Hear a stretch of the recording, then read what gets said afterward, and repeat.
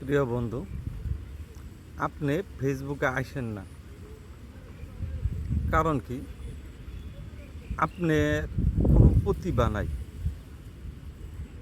আপনার কথা বলতে পারেন না, আপনার আইডিয়া নাই, আপনার কন্টেন্ট বানাইতে পারেন না, আপনি ফেসবুকে কিছু করতে পারবেন না।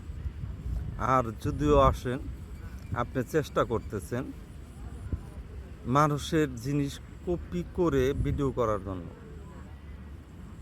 ভিডিও ডাউনলোড করে কপি করেন, কপি করে আপনার ভিডিওতে আইডিতে বা পেজে ছাড়তেছেন। কিছু ভিডিও আছে আপনি মানুষকে গালিগালাজ করতেছেন,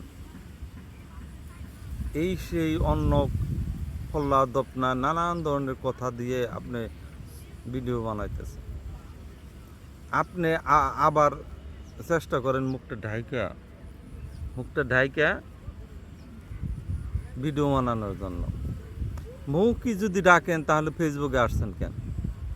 মুখ ডাইকা আপনাকে কেউ চিনবে? আপনাকে কেউ জানবে না।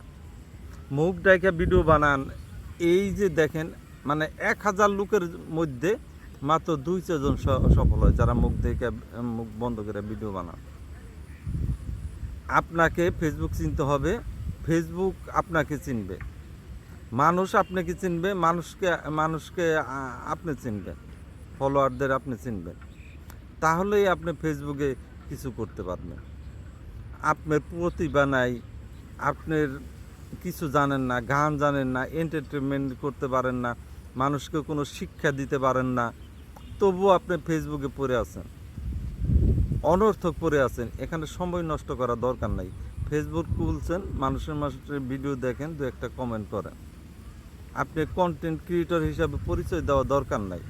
কন্টেন্ট ক্রিয়েটর পরিচয় দেয় কারা?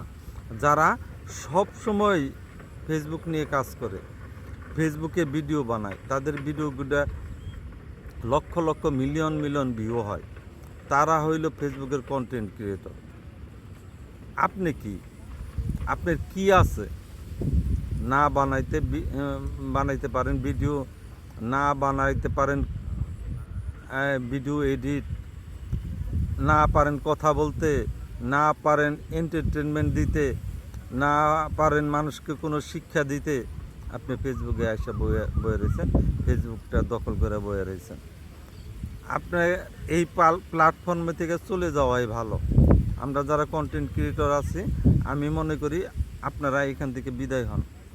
এই প্ল্যাটফর্ম আপনাদের জন্য না। দেখেন, আমি কথাগুলো বলছি, একটু মাথায় একটু চিন্তা করেন ভাই বোন, চিন্তা করেন। তো বিদায় নিতেছি, বাই বাই।